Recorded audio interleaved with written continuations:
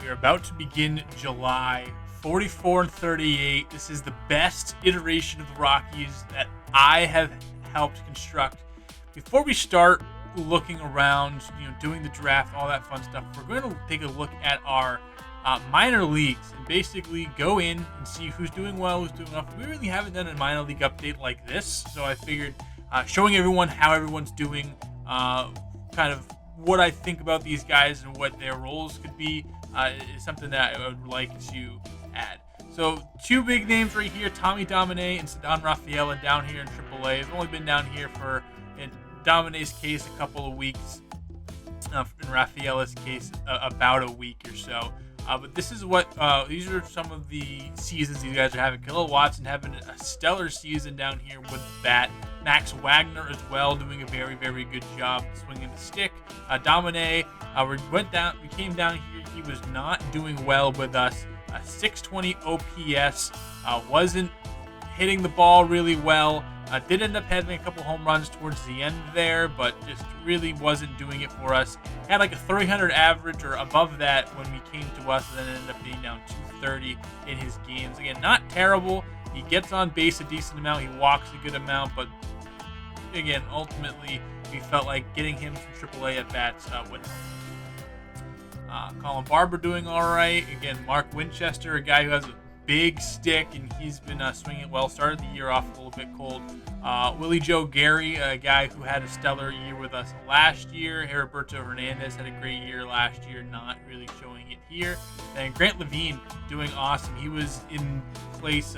He was starting instead of Domine, but we're kicking him to the bench just because we need these guys to get in the lineup. And honestly, Levine at 28 years old, not really in our future plans. Maybe a guy we trade for a team that really is struggling to get a first baseman, but a guy that isn't really in our plans even at all with Domine now on the squad. Double-A hitters, Leland Metziger, a guy that we've done a profile on. He's doing all right with 22 stolen bases. So again, not the best with the bat, but fielding well. Doing a good job, and with that number against lefties, you're probably going to bench him against lefties just so those numbers stay kind of where they are. Gehringer, he's looking like he might need a promotion. He's just solved Double-A. He doesn't need any more time down here, so we are going to most likely sauce him up to AAA, sooner rather than later. Lauren Parker, hitting the ball well, not against lefties, but smashing it out of the ballpark. Josh Rubel, I think this is kind of the guy that we're going to get. A lot of home runs, good RBI, going to strike out a lot, not hit for high average, but still get a decent amount of a decent OPS on him. It's kind of what we expected from him. Rodriguez is struggling. William Kim doing all right. David Howard picking it up as of late, knocking on the doors potentially. Braylon Wimmer has done awesome at shortstop, and Derek Conley, one of the least developed players I think we have in our system, but showing out very, very well here in Double-A. Trey Morgan, the guy we got for what's his face, Brett Doyle, incredible athlete, or not athlete, defensive player, but the bat, we'll see where it comes from. So kind of traded a great guy on the field with no bat for a great guy in the field with no bat. And other than that, Cyrus Johnson doing all right. Let's check out some pitchers. In the rotation in Double-A, James Mora has gone all the way down. He just continues to get lit up. I don't know what the hell is going on with Mora. But James is going to stay down here, I think, for the rest of the season. Let him go. Clearly, he was not where we thought he was going to be. So he'll have to take some time. Fernando Benitez, Henry Manuel, Andrew Montanez, and Charlie Soto all holding it down the rotation. It just gets to the point where we have too many guys. So they're not moving as quickly. But again, 22, 19, 23, 22 years old, and 22 for Mora. They're moving as quickly as they need to go. Andrew Bash has been doing well down here. Christopher Sutton, at just 18 years old out of the bullpen, has been fantastic for us. Bernardo Caruso, we just called up. Alfred Marino, 31 innings, 16 holds, 16 walks, giving up a 1.99 ERA in limited time, a .2 WAR. He's been doing quite well. And Eli Lingo says 28 saves, only one blown here in Double A. Triple A looks like this: Evan Justice in the bullpen, Ryan Hilliard, pretty much super solid numbers here. And then the middle relief guys kind of falls off there. Joe Rock has a decent ERA, but with a big bulk of innings. Gervin Feltman not doing too great, but Vinny Garcia doing awesome. 21 saves, just one blown. He is knocking on the door to get called back up. Rafael Parra has made his first start in AAA. Looks like he went 7 1/3, 3 strikeouts, gave up 2 runs. Is that the 3 runs here in 7 1/3 innings. Chris McMahon has been solid all year. Michael Persecki has been solid. Mark Marbury has been solid. Was super great in AA. Very good here in AAA. And again, another guy that we got, and he's looking really good. And Dollander's been down here. His first start, got the win, 6 strikeouts. Really trying to find his footing. We have him to this deal. We're going to need to use him. Only a couple more years of service till he can deny going down, but this move looks worse and worse by the day, and that's kind of where our minor leagues are at the moment. After checking in with the prospects and what they have been doing this year, we're jumping into a pivotal moment against the Padres. Again, every game is important, especially now. We made the big trade. We're kind of signaled to everybody we're going for it. We've been flirting with that wild card, been in that wild card race all year. So games like this are very important. Gabe Spear, who has been getting it done, but also hasn't been the prettiest of things since moving to the closer role. He gets a strikeout here. 2 runners on, however, up by 1 in rainy San Diego. I don't see that too often. Manny Machado up at the dish now. He checks his swing. He went around. That's 2 strikeouts for Spire, excuse me. As he tries to escape this little jam he's put himself in. Luis Matos, former Giant, pop this one up. Montgomery over, and we pick up a win against division foe San Diego. Get another win, another division win. Always important no matter who we're facing. Trying to roll into July after making a trade for Nolan Gorman. We still have some moves to make. We're trying to fill out this roster, see what we got. And right now we got ourselves a pretty good win here against the Padres. Move up 2-0. Later on in the month, it's going to be a grounder through the left side. Jazz Chisholm comes up firing, and the Giants getting to Spire. Again, who is faltering a little bit. Do we go for closer? Do we go for a reliever to bolster up that back end of the bullpen if we really think we're going to be in it? It's something in consideration as Spire. Again, has been getting the saves, has been getting the opportunity, has been blowing too many saves, but again, it hasn't been pretty. Gets the strikeout here. 2 runners on, gives up the base hit. Still 2 on, 1 in scoring position. And he gets a strikeout of J.P. Crawford. And then Bryce Eldridge, who has been a thorn in our side ever since I got to Colorado, gets an RBI single, ties this game up 3-3. And now the Giants are in a glorious position to take a game from us. They are the 5th seed, or 5th team in our own division. So it's imperative we don't lose to these guys, as Luciano just does it beautifully. Amador doesn't even move, and the Giants win. A little small ball for you. All my old folks might be upset the Rockies lost, but very happy that small ball has not gone out and died in this game, as Giants pick up the win. We drop this one late, and Spire again looking shaky still. On to the futures game, and it wasn't as big of a festivity as it has been in prior years. Josh Rubel, our draft pick last year, our catcher in our system, was our lone representative in our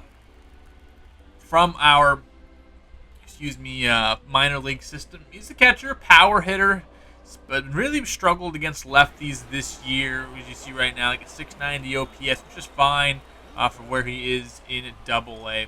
He's going to finish today off 1 for 2 with a single. So, spoiler alert, he's going to get a base knock here. But definitely a guy that, one of the few catchers that we've drafted and feel like has potential to be a decent major league player. I think that, especially from the catcher side of things, our philosophy is defense first. Whatever you get from the bat is whatever you get from the bat. That's why we're being very patient with our current catcher, Drew Romo.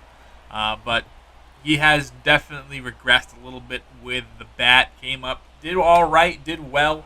Has had some decent seasons here and there, but has been struggling. So a guy that can play good defense and also provide some power, maybe hit 20 home runs a year. We'll take that from the catcher spot. We'll see how long it takes Rubel to move up the ranks, but we're not in any rush to get him up to the major leagues anytime soon. And again, here we are, again, back to the draft. And again, our philosophy is best player available. We're picking, I believe, number 7 or 8 or 9 this year, somewhere within those ranks. We have some really good players that we have drafted that we feel comfortable in taking in that spot. Herman Franco being the easy number 1 prospect on our board, ranked number 12th in Major League Baseball. So maybe he does fall to us. But that'd be another starting pitcher going yet again, which is fine against Major League Baseball. You just want as many assets as you possibly can. You never know who is going to pan out, who's going to flame out in your prospect. So just having as many swings, pun intended, as possible is always a good thing. Always, again, trying to focus on getting some position players, just something that we just haven't been able to do in the draft. I feel like all the guys we go after get picked up, and we just have a lot of starting pitching. It's where our scouting is focused heavy on. Our scouts excel in that, and I'm fine getting some guys depth down the line, which is who we've drafted. Cardinals on the clock first. And Blue Jays, Angels are your top 3. First pick of the draft is going to be starting pitcher Herman Franco. Again, just an absolute monster baller. And it feels like every single year there's been a top pitching prospect better than the last year. Out of the gate at least, and he's going to add to that line. Henry Yamashita, someone that we were higher on than most. Also, the Blue Jays higher on than most. He goes number 2. And to the Angels, Clemente Rodriguez, a second baseman, not highly scouted by us, and maybe a little bit of a reach. So we're picking 9th in this draft, but just overall, kind of the shape of our farm system, how is it looking? Well, again, we went on that minor league update. We had that in the beginning of today, but obviously, the starting pitching is great. However, a lot of those guys have been graduated or are on the verge of graduating up to the major leagues. Scott Pettit goes to the Royals. Andres Cardova goes to the Nationals. And the Yankees at number 6 take Enrique Benitez, someone that we were heavily weighing going at number 9 if he was still there. So we can always replenish. We have guys like David Moore, guys like Chris Sutton, guys like Bernardo Caruso that we got last year and the last couple of years to supplement that. But we needed a position player. We wanted to go and get somebody good. Sheldon Robert, someone we considered with. Lewis Pittman, someone we looked at in year 1, didn't sign, but it's ultimately going to be Robert Cairo. The shortstop, he was 5th on our board. I think that he's going to be a very solid bat. Could be a good glove. Passed his doctor's exam, 18 years old, has high potential. So we're going to go with the shortstop. And the first time in my tenure here that we have selected a not starting pitcher with our first pick in the draft. Lewis Pittman goes right after us. So again, there's the Chicago White Sox taking a third baseman we would like to have taken in the draft. Go figure, right? It seems like clockwork at this point. But again, back to kind of how we're assessing our team. We could always use more starting pitching. Again, like I mentioned, they are bullets for us. You use those bullets to go get guys. We just traded Alex Marine to the Cardinals for Nolan Gorman, who is tearing it up, by the way. Since coming over to us, he has been fantastic. And you don't get a guy like that if you're maybe clutching on to only 2 or 3 starting pitching prospects you want. We have 76 guys. Like, our whole roster is just very good starting pitching prospects. Not saying they're expendable, and they're going to be a good player. And maybe at the end of that trade, you look and go, you know what? We got a half season Nolan Gorman, which is good. They're going to get 6 full seasons of at least of a really good pitcher. Maybe at the end of things, it doesn't work out the way, but you have so many backup options and so many guys who we believe were higher on our board and our long-term plans that you're okay with giving up an Alexis Marine, right? Sheldon Robert finally goes here to the Dodgers. He's someone that we were looking at, definitely wasn't going to be there with our second pick, that's for sure. So we just need to get some more good bats. I feel like when I came in here, we were looking at a lot of positions: Amador, Thompson, Montgomery, Dean, and Beck. Guys within the whole scope of things in the field that are ready to come up.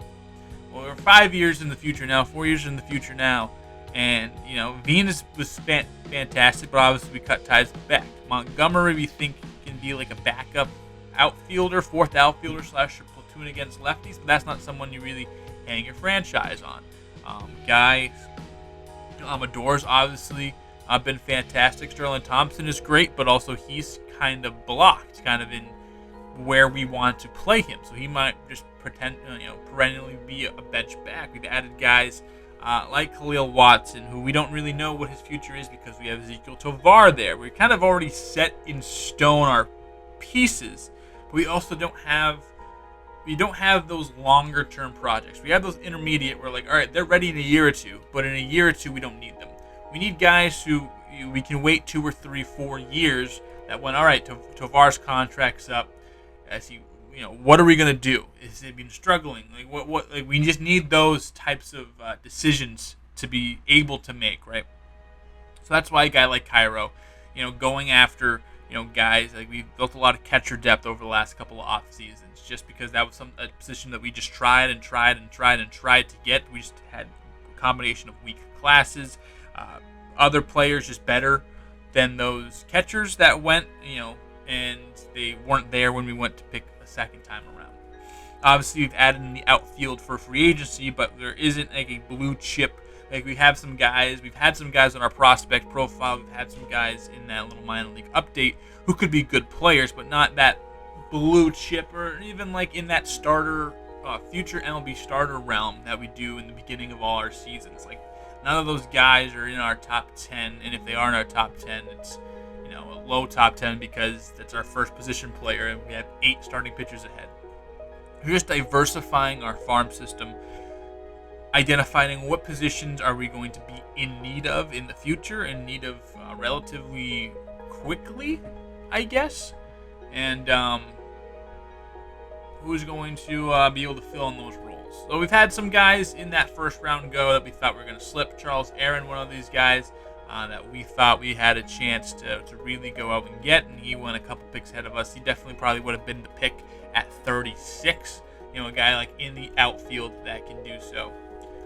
Here at pick 36, we weren't in love with anybody here. Kind of had a couple of different guys that we had on our mind, on our board. Ultimately, we decided we're going to go Emery Morales, I believe was the pick here. He's a third baseman, a guy that we think can have super high contact, a guy that we can really mold into being a really good player and a bat profile that we like, especially in Coors Field. A place where you can hit the ball around, use those gaps, use speed. Third base actually isn't that deep. All 3 guys we have at third base are guys that we're looking at to be maybe on our team, but not sure. And this decision came down at 42 again. What do we do? Where do we go? We have some ideas. Ultimately, it led us to this pick right here. It's going to be Tim Moyer. Now, usually I don't draft relievers, and I haven't really scouted him really all too heavily. But a guy that we were okay with getting. Gregory Augustine, William Kang go in the next couple of picks. Jonas Grant goes here. Now everyone's off our draft board towards the end here. And in a late inning flyer, pick 170, Jimmy Caballero is the pick. Here's how our class looks and how it stacks up to some of the other guys that we were looking at. Again, I think we have some hits. I think we have some misses. We'll see kind of where they are when we come into spring training next year after they go through their bout at rookie ball. And here are some where the other guys we were looking at landed. Some guys who I think are really, really good. Some guys going to some of our rivals. and guys that we were okay picking with picks in our first couple of picks.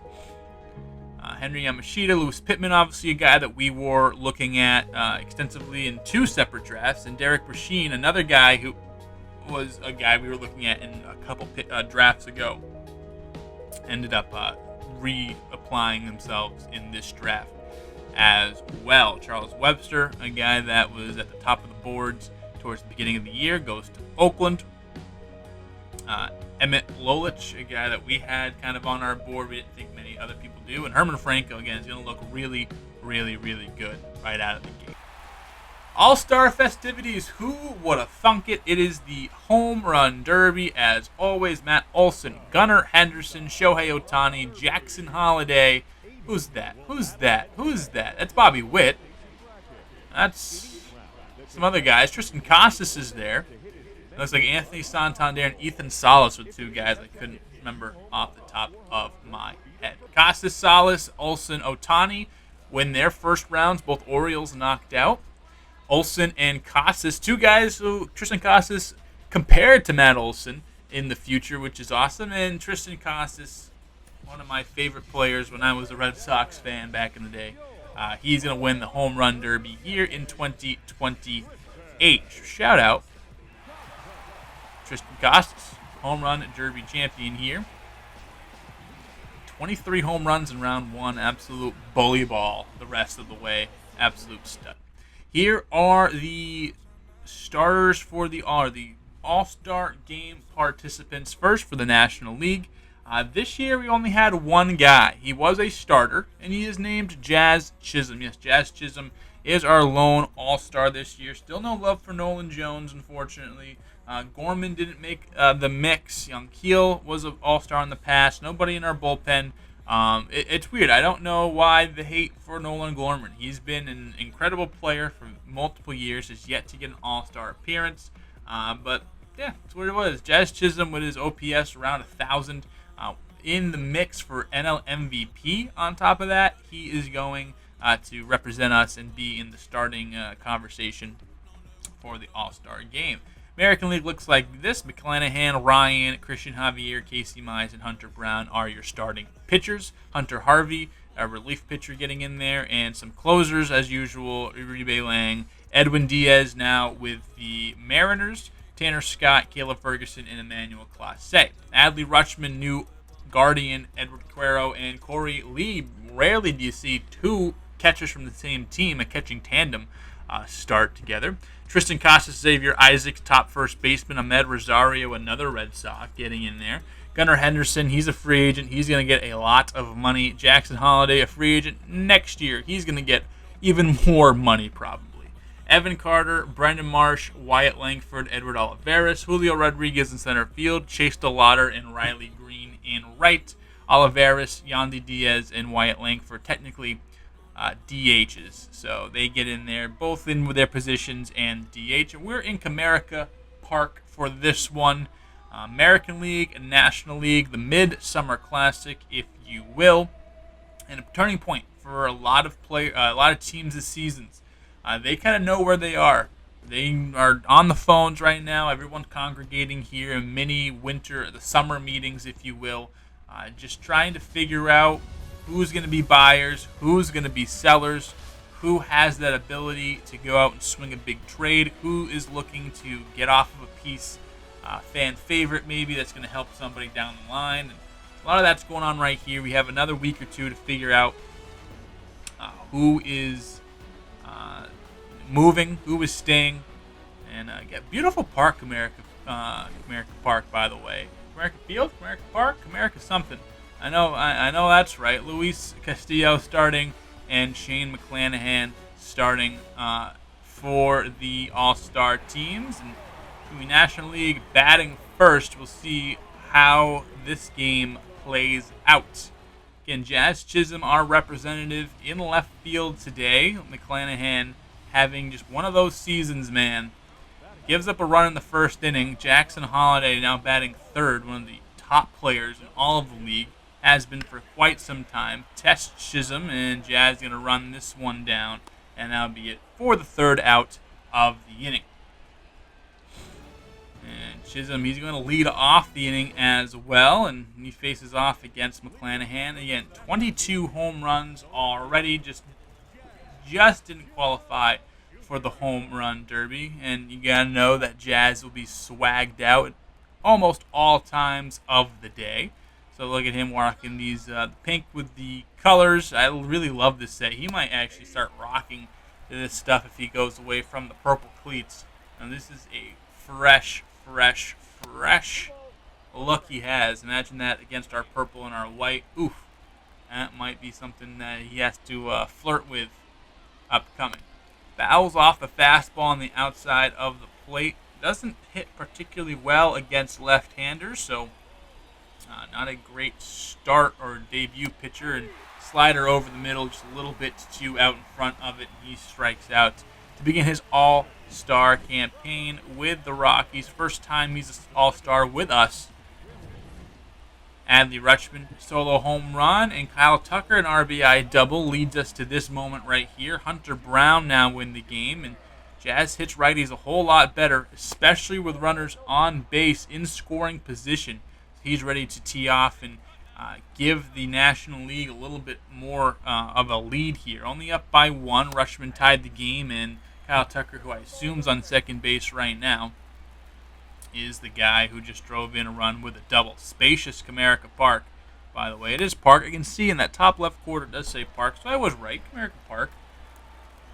I know baseball. Big trust me hours. 1-2 turns to 2-2 as Brown backs off Chisholm off the plate. Hunter Brown, one of those guys for the Astros who they had a sick farm system and has dwindled in years past as guys have gotten older, graduated, didn't pan out. So one of those last guys in that system that's trying to prove to be a star here. Gets a strikeout on Chisholm. Still a 2-1 ball game. New Cub Zach Gallen is going to let Edward Olivares take his lunch. This is going to deep left field over the wall. Chisholm can only watch it 370 feet. And the American League takes the lead. Olsen, he is going to come up here. Home run, and it will be a 4-3 ball game.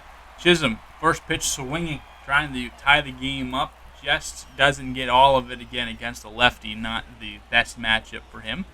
And that will do it for Jazz's third timeout. Still trying to get this hit. Is here in the ninth. Could be the last out. Classy to let Alex Lang be the guy to come close things out in front of his home crowd in Comerica here in Detroit. And down 0-2, knuckle curve swung over the top of it.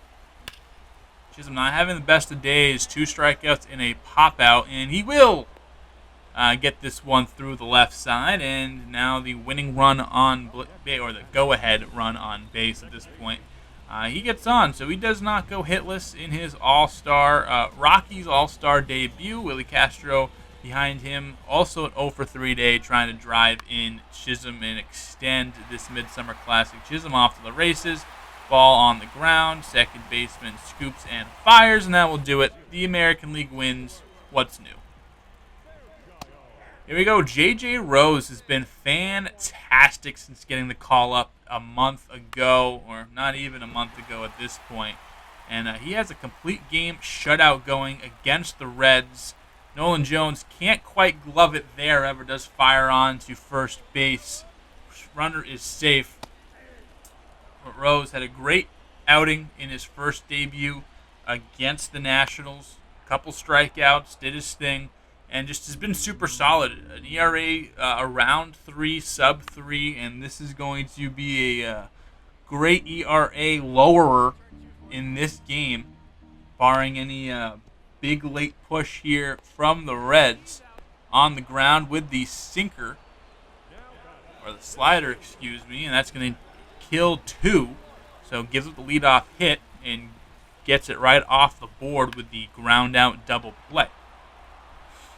But yeah, Rose was one of those guys we obviously had a lot of hope for, a lot of stock built into. He was one of my favorites pre-drafted my first draft. We just went Bobby White and then J.J. Rose after Bobby in the second round there. And we think he can be a stud. The minor league numbers I don't think they looked too great. An ERA around 4. He was striking guys out. Just getting unlucky, we thought. And we thought, you know what? I think toiling with him down there, I think he's old enough, ready enough to come up here, do a thing with us. And he has proved to be just fine up here. And that he'll do it. Strikes out Elliot De La Cruz to win it. J.J. Rose, fantastic game from him. And a complete game shutout on his docket. Goes to 3-0 on the season, and we take game 1 here. We have a trade to announce. It is Shea Langoliers coming over to us. We're sending Scott Barlow and Andrew Montanez out, with Tyler Soderstrom being the main guy here at the catcher spot, with Langoliers being dangled around on the trade block earlier in the season. He's having a really good season, cold right now, but he just brings some offense that we don't have from that catcher spot. Obviously, Drew Romo just hasn't been getting it done. An OPS sub 600, just can't get it done. And especially if we went out and made a move to win, we're going to make another move to win. Just add some offense to that catcher spot. I think that with our pitching being so young, you never know when a blow-up is on the horizon. Just having as many runs as possible, as many good offensive players as possible is how we're going to win. We're going to win with offense. We're sending Andrew Montanez out. One of our top starting pitcher prospects immediately becomes one of their top prospects. I think he slots in at number 4 overall, and their top pitcher that they have. For a half a season, Shea Langoliers is really, really good. We're also sending out Scott Barlow. He's going for salary reasons just to keep this one even on the books. And, I'm excited for Langoliers, and we're going to watch his debut coming up here against the Minnesota Twins as we take on the Twinkies. And it's Shea Langoliers' debut, a guy that started his career in Atlanta, was one of the centerpiece focal points of the Matt Olson trade, now gets traded in his last year before free agency by Oakland. Pretty standard Oakland procedure. Comes to Colorado, they get a good pitching prospect, and we get a guy that we think can help us this year really go after that ultimate goal of winning a championship, getting to the playoffs, something that we just haven't been able to do ever. Langoliers flies this one out to right field, and his first at-bat will go down quietly. Still nothing on the board for either team through 2. Walker Jenkins is going to test out his defensive ability. Not the best defensive catcher, but has one of the biggest arms in the league. So while, might not be the framer or the overall just defender game caller that Drew Romo is, he has that laser beam arm. So that will help him cut down runners at the plate at second base, third base, things like that. Getting some good wood on some pitches here, but just flying out. So that's 3 at-bats, 3 outs. And here in the top of the 10th inning, he's going to come through up the middle. And Shea Langoliers is going to drive in a run in his Rockies debut. 3 runs here for the Rockies in the 10th inning, as the Colorado Rockies try to take this one from the Twins, just right back up the middle. Again, has been getting solid contact all day. Finally gets lucky enough to put that one up the middle. And 1 run for the Twins, and that's all it's going to be. Move on to the next night as Alex Hardesty in for the save. He gets 2 outs here as we're playing the Twins yet again. A ground out, double play, 4-6-3 just like you draw it up. And Austin Martin trying to be the last hope for the Twins. And actually, he's up next. Edward Julien's going to draw the walk as Hardesty allows the base runner. And then pop up 3-2 count. And this finally, Austin Martin, former Vandy guy, number 5 overall pick, just has not panned out. And came to the Twins in the Jose Barrios deal with Simeon Woods Richardson. And both of those guys getting decent playing time for the Twins, as Barrios has been for the Blue Jays in his tenure. 7-6 Rockies win the series. taking on Atlanta. Pierce Johnson, former friend of the program, former Rocky, gets Zach Bean to pop up. And the bad part about this is that just can't do anything with it. No one moves up. No one comes home. Nothing happens. Sterling Thompson trying to be the hero. Can he be? He won't be. 99 out of the hand. Only 70 off the bat. And we are going into extra innings tied at 3. Gabe Spire again in the game. Will Smith now playing third base for the Braves is going to fly this one out to left field. Vinny Montgomery throws it in, but to pretty much no one. Runner moves up easily. It is runner on third base. Now Austin Riley in as Jared Kelenic trying to bunt him over. Misses everything. Misses that one way outside, and since they already tipped their hand, you would have thought they would have took the play off, but no, Colorado gets Riley at the plate, and good thing they did because Kelenic slices that one down the line, and that would have scored the run to put them up 4-3, but now they'll have to try to get another hit to do that as Kelenic doubles down the line, his 7th of the season. Willie Castro, all-star. Montgomery, the dive, and can't pull it in off his glove. Run does come around to score. Good thing for us, it's 4-3, not 5-3, as Rocky's still in it. Spire struggling to get out of this inning. Stephen Kwan ranging back in is able to get there. As 4-3, Atlanta takes the lead off Willie Castro. Valiant effort by our friend Benny Montgomery, but nothing doing here. Jazz Chisholm gonna come on to pinch hit against Bryce Wilson, the new pitcher for the Braves. First pitch right down the middle, hanger, and Chisholm can't get to it. Been clutch ever since putting on that purple uniform. Can you do it again here?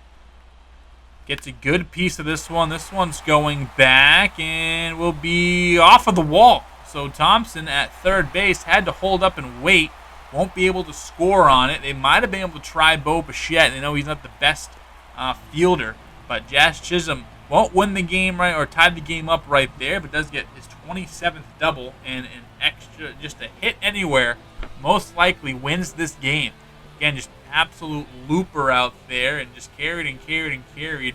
Went off the middle of that wall, and that's where we have it. Stephen Kwan against Wilson. His first pitch is absolutely tattooed. Coors! Stephen Kwan ends the ball game. He wants to go home. Walk-off home run. Colorado Rockies strike yet again as the Atlanta Braves shake their head in disbelief. We walk it off. We pick up a win against a good team. And again, July just keeps getting better for us as the climb, trying to get ahead of 500 as we can. Ends here. We end the month off 58 and 50, 13 and 11 in July, and right in the mix of things. Cannot wait to see what we got here as we end this month off with a bang, a win against the Braves. Right now, we're third in the West. That hasn't changed for anything. 57 and 49. It ended up being 58 and 50. We checked this a couple days before that Braves game. Central, Cubs are leading it, and then obviously us third in the West. Wild card, we are firmly second in the wild card, and the big game against the Braves right there kind of pushes us a little bit further up that number 2 spot in the wild card. Orioles, Rays, Blue Jays, really just the Orioles there. The Twins running away with things. They're one of the best teams in the league. Angels, Mariners, Astros fighting for it. Guardians, White Sox, Mariners, Astros, all with wild card spots. The Rays just a half game out. Here's kind of what we're looking like statistically wise through this part of the season. A lot of home runs. This team is a home run hitting team. Everyone with double digits, basically, other than Stephen Kwan in the starting lineup. But yeah, it's a really good starting lineup. The rotation has been up and down. You've had guys get hot. You've had guys go cold. Overall, pretty decent production from everyone, all things considered. The bullpen actually has been pretty good. Hardesty Risky has been solid. Herget, not that great. Calderon has had ups and downs. Spire as well. But overall, you look at those numbers, it's super, super, super, super solid. Again, they finished off the month 58-50 with a big win against the Braves there. We went 13-11 this month. And again, we're right there in that wild card. We're pushing. The dog days are coming. We really need a good month in August to see where we are in September as every game becomes uber important. And that will do it here with the Colorado Rockies. Thank you for your support. Thank you so much for following along. This is the best season we're having. This is the season that I promised, and I'm so glad that everyone's enjoying it. I'm enjoying it. We'll see you next time with the Rockies. See how far this wagon can take.